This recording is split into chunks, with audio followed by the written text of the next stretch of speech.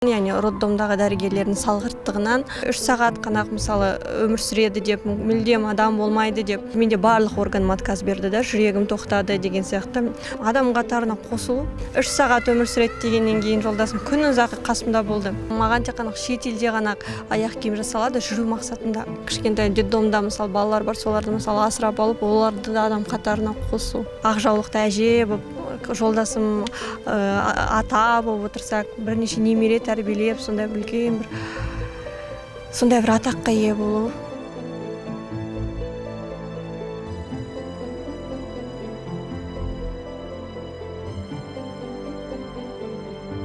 Менің есімім Айғаным Боташ, Көкшетау қаласының тұрғынымын. Қазіргі кезде осы Алматы қаласына келіп жеттім. Яғни бұл қазіргі келген себебім Алматы қаласына басымнан өткен оқиғаны айтып кеткім келеді да. Мен 2019 жылы 7 мамыр күні Көкшетау қаласының перинаталдық орталығына түскен болатынмын. 10 мамыр күні кішкентайлы болдым. Яғни сол дәрігерлердің, яғни роддомдағы дәрігерлердің салғырттығынан қазіргі кезде бірінші группаның инвалидімін. Басымнан өткен оқиғаларды айтып кетсем, яғни комада болдым, яғни сол врачтардың қателігінен басымнан 15-тен астам операция өтті. Сотта тергеу болып жатыр.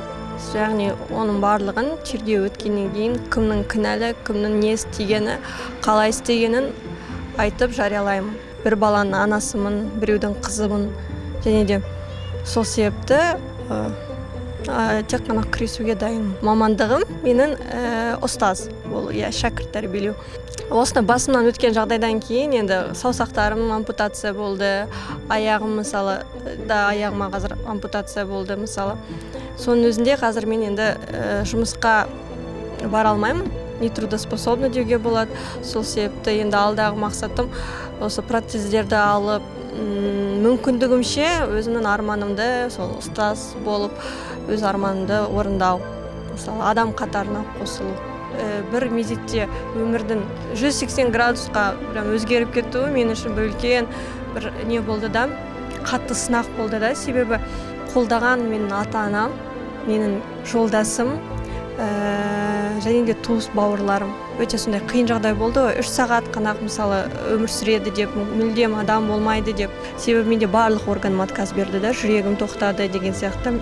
Мен диализ зависимы болдым, почкем жұмыс жасаған жоқ, қан айналым болған жоқ, даже мойнымда мысалы өзім тыныс алған жоқпын да, 2 өкпем отказ берді да.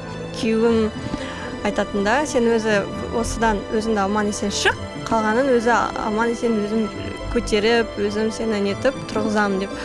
Содан кейін қызымның фотоларын көрсетті. Тірі, қызым аман. Негізі қызым да осы роддомнан туғанда врачтардың дұрыс қарамағандығынан 1 ай реанимацияда жатып шықты да. Бұл жерде де врачтардың қателігі, себебі қазіргі кезде де қызымның енді жүрегінде ауытқуы бар, мысалы әрдайым оны қарап отыру керек, тексеріп отыру керек. Сол қызымның суреті, қызымның бар болуы мені өмірге оятты. 3 сағат өмір сүреді дегеннен кейін жолдасым күн ұзағы қасымда болды. Менің аяғымның проблемасы өте ауқымды да. Сол себепті маған тек қана шет елде ғана аяқ киім жасалады жүру мақсатында. Осы Алматыдағы клиникада осындай дәрігер келді деп мысалы айтылған болады. Сол себепті біз осында келдік. Ол кісі бізге арнайы қазір аяқ киім дайындап жатыр. Сол халықтың көмегімен, қаржылай көмегімен біз осы аяқ киімді алуға мүмкіндігіміз туып отыр. Аяққа тұрып, қызымды көтеру, қызыма мысалы бауыр сыйлау, қанша мысалы кішкентай детдомда мысалы балалар бар, соларды мысалы асырап алып, оларды да адам қатарына қосу. 1 жыл бұрын Айғаным енді реанимацияда жатып, қатты сондай бір күйзелісте, сондай жағдай ауыр, сондай бір жағдайда жатқан. Қазіргі кезде Аллаға шүкір, сол кезеңдерді мен бір күлкімен, сондай бір жақсы немен еске аламын да, сондай сәттерді, себебі оның бәрін сынақ деп қабылдадым да, Алланың берген сынағы деп. Врачтардың қателігінен, мысалы дәрігерлердің қателігінен, мысалы мен осындай мүгедек болып отырмын, соның өзінде мен қанша қазір жас студенттер бар, врачтарға оқып жатқан, соларға да айтатынымда, оқығанда да дұрыс оқып, өз ісіне бір жауапкершілікпен қараса, мынандай жағдайға түспейді деп ойлаймын да адам. Және де алға қойған мақсатым адам қатарына қосылу, адам атағына ие болу. Сол алға қойған мақсатым бір үлкен ұстаз болу, шәкірт тәрбиелеу. Ең алдыңғы, және де жақсы бір отбасының үлкен бір сондай ақ жаулықты әже болып, жолдасым ата болып отырсақ, бірнеше немере тәрбиелеп, сондай бір үлкен бір сондай бір атаққа ие болу деп ойлаймын. Адам қатарында болу ең алдымен.